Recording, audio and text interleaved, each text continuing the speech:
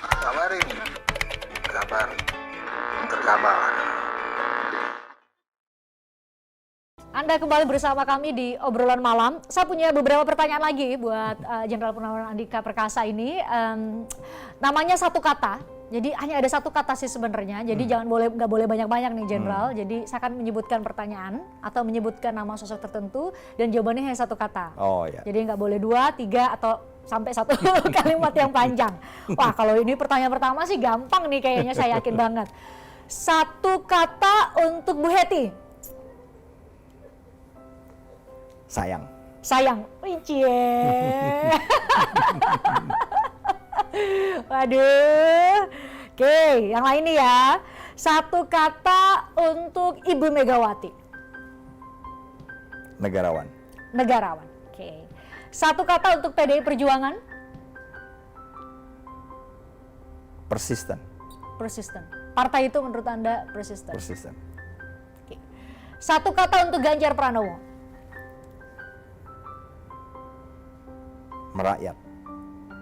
Satu kata untuk Joko Widodo. Smart. Kenapa?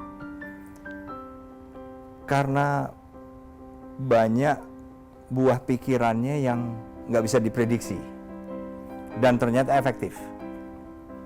Dan efektif ini kan kata saya. Ya, karena dekat sekali dulu ya. Kebetulan karena saya bisa banget. Tapi juga ukuran dari World Bank, jadi Governance Index itu ada yang namanya Government Effectiveness. Itu naik terus nilainya dari 2017 sampai dengan sekarang. Jadi gaya kepemimpinan, cara Pak Jokowi untuk menyelenggarakan pemerintahan saat ini sangat efektif. Itu by itu data. diukur by data. Government Effectiveness Indonesia itu meningkat terus nilainya.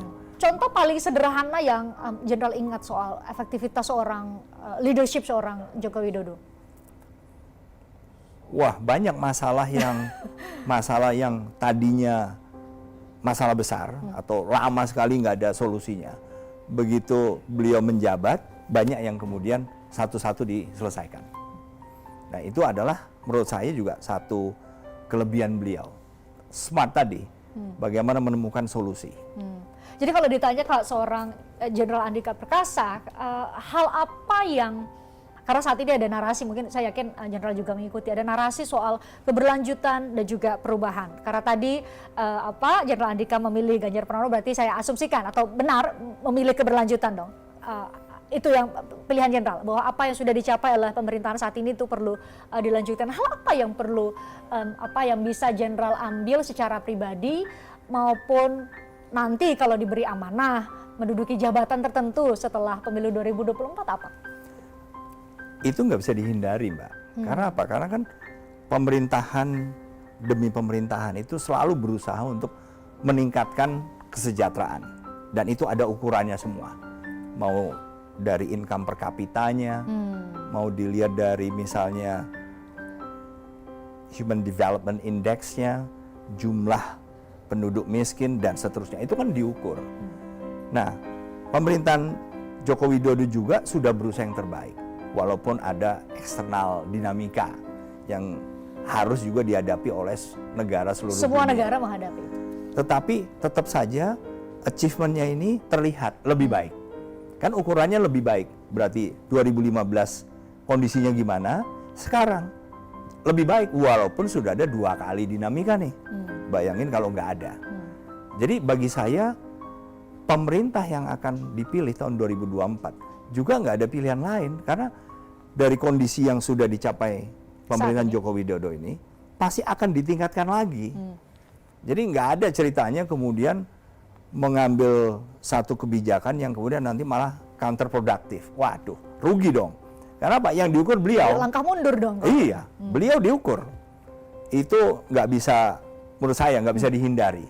Oh, dilihat dari apanya tadi, mau pertumbuhan ekonominya diukur, mau jumlah penduduk miskin, Human Development Index, dan macam-macam lah. Jadi wajar tingkat kepuasan publik sampai 78 bahkan 82% ya saat ini kepada pemerintahan Presiden Jokowi ya. Ya itu tadi, karena kan dari indikator Governance Index tadi itu government effectiveness meningkat.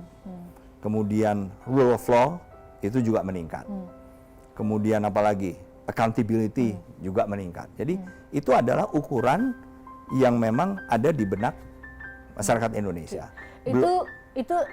Itu dari perspektif program atau pencapaian berdasar atas berbagai sektor dan diukur secara indeks. Tapi secara personal, karena Jenderal ini kan spesial, jadi dan Pas Pampres tahu bagaimana dan pribadi mungkin bagi kami yang hanya bisa berjarak sangat jauh dengan Pak Jokowi, tapi Jenderal pernah berada sangat dekat. Menjadi Panglima, artinya itu adalah orang yang dipilih dan tentunya sudah dinilai baik oleh seorang presiden ketika memilih Panglima.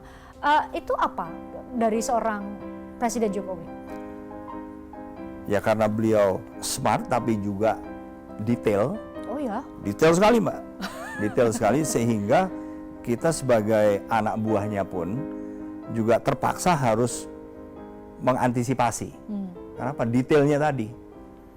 Kita di level misalnya menteri, kemudian Panglima TNI kan ada peluang di mana kita tidak terlalu detail.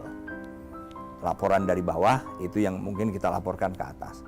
Tapi karena Pak Joko Widodo ini personality-nya juga sangat detail, jadi sering-sering menanyakan. Tapi itu kan mungkin karena jam terbang ya, pengalaman beliau dalam mewujudkan sesuatu itu ya mungkin harus meriksa hal teknis yang saya sebut detail tadi. Terpikir oleh orang lain, terpikir nah, sehingga beberapa kali di awal waktu saya bekerja untuk beliau dan Pas Pampres itu kan terkaget-kaget. Waduh, ini pertanyaan yang saya boro-boro belum melakukan, kepikir aja enggak gitu loh. Kan malu juga gitu Mbak. Ya saya juga ngomong lapor apa adanya. Waduh Pak, mohon maaf itu belum terpikir tapi sekarang akan saya lakukan. Tapi ditegur 1 kali, 2 kali, 3 kali, bukan ditegur ya, ditanya hal yang saya nggak tahu.